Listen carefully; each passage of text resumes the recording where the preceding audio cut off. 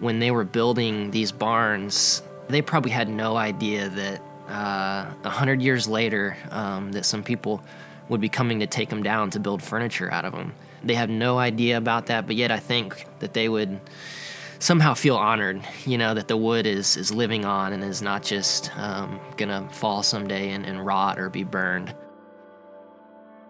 It's something that we all experience. We all experience second chances to right wrongs and to become new again and to make improvements in our own lives. It's fun to sort of play the role of creator, taking something that has no meaning or value and no purpose and creating it into something spectacular, redeeming it. I'm Mitch Trump. I'm the principal owner and craftsman at Adventure Indoors. I'm Ryan, and I'm a craftsman with Adventure Indoors Woodworking.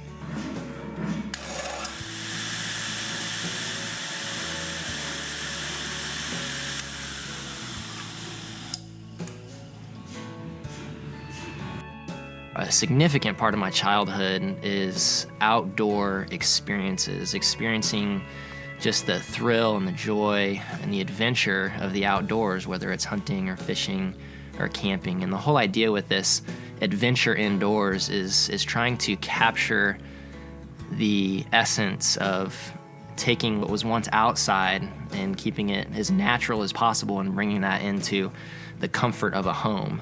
What first led me onto the path of woodworking was Saturday morning shows with Norm Abram on New Yankee Workshop and This Old House, and that watching those shows started for me at a young age of 6 or 7, as long as I can remember. And I remember it being a battle between my brothers and I. They wanted to watch cartoons, and I wanted to watch fishing and woodworking shows, and that was what planted that seed very early for me.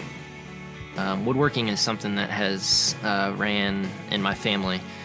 My grandpa, for about 20 years, owned a furniture shop, built some awesome stuff out of oak and walnut, passed that on to my dad. And so naturally, when I was little, my dad was always tinkering in the basement, building something. He had kind of a small workshop down there. And so, yeah, from a young age, loved working with my hands and building stuff with my dad. That experience was significant for me. Just starting with a pile of materials at the beginning of the day, and sometime later, there's something that's functional. When I was in college, for about a year while I was there, I got to work with my grandpa in his shop. And that's really where I grew in my woodworking knowledge, learned about joinery, learned about different types of wood. And so it really, for me, it's an honor to carry on this family tradition that was started with my grandpa many years ago, and then on to my dad, and now me, and who knows, maybe my kids someday will be taking up the family trade. And so what gets me excited is that this barn like we're in right now is completely ignored by the rest of the world. I mean, the owner of this farm obviously knows it's here, but it's nestled away here in the woods, and no one really knows about it. But for me, as a craftsman, I can come in and see that there is great potential here.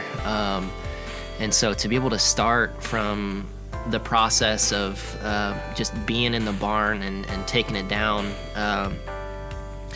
chopping through big beams and pulling off paneling, taking it to our workshop, doing the denailing, sometimes power washing the wood, sanding, planing, the entire process all the way up until building the piece of furniture and delivering it to a customer.